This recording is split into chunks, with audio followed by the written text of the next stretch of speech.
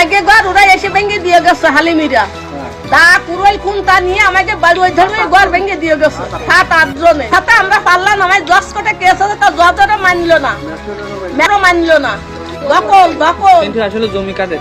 জমি আমাকে তালে ফইরির আপনার কি হয় তাহলে?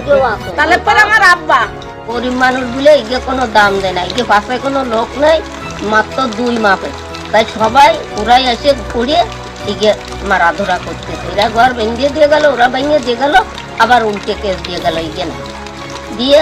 এর সাথে যারা একটু জমি জায়গা দিয়ে গেছে কাগজপাতি তাই গিয়ে বেড়ে ওই লুটপাড়ের উদলার আবার আমাকে ওই সামনার বাপের দামরু বেড়ে গেছে। কেস দিয়েছে? এই জমিটা আসলে কাদের জমি? জমি ওইলো তালে ফয়রি, উড়াইলো তালে ফয়রির মাইয়ে, ইরাইলো মাইয়ে আর উড়াইলো কুতা, তা ওর বাপের নামে লিয়ে দিছে। এই কইয়ে ওদের টাকা কমিয়ে এই মিথ্যে কথা কইয়ে আর এরা কাগজ পাতি দিতে দেখতেছে আমার আব্বার নামে জমি না। এখন সে জমি দিচ্ছে না তাই? সে জমি দিচ্ছে না, দখলে উড়াই রেখেছে। আর ঈদকে বাড়ি দাঁড়ে ঈদকে পাশে লোক নেই তো। এই যে এখন যে ঘর ভাঙলো এই ঘরটা আসলে কাদের ছিল?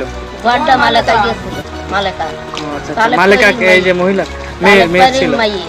মেয়ের ঘর কে ভাঙলো? এসে ভাই বাংলো ভাই পোরা, ভাই পুরা এসে ভাঙলো। ভাই পোরা আলিম আবার খলিলুল্লাহ আবিবুল্লাহ কুলসুম এরা কয় ভাই বোনে খেয়ে ভেঙে দিয়ে যায়। আচ্ছা আচ্ছা, এই বিষয়ে আপনারা পুলিশের সাথে কথা বলেছেন? নিকটস্থ আইন প্রশাসন ওই কেস দিয়ে তো ইনকোয়ারিতে আসবে, তার আগে ও আগের বার ডাইলো, তার আগে এই কেস দিয়ে ঘর ভাঙা কেস দিয়ে আসবে, তাই তার আগে খুলে এখন থানায় গেছে, থানাতে আসবে ইনকোয়ারি। ঘর কান এরা গরিব মানুষ কি কষ্ট করে তাইয়ে তিনটে বান্ধিল ঘর কান বানলি, সেই এর পরে ওরা এসে ভেঙে চুরিয়ে দিয়ে কাবত মান্টির নামে কেস দিতে দিয়ে এখন এসে সেই ঘর তুলে নিয়ে গেল। আর ওরা বাদি দিতে ওকে দাঁড়ানো আসছে না।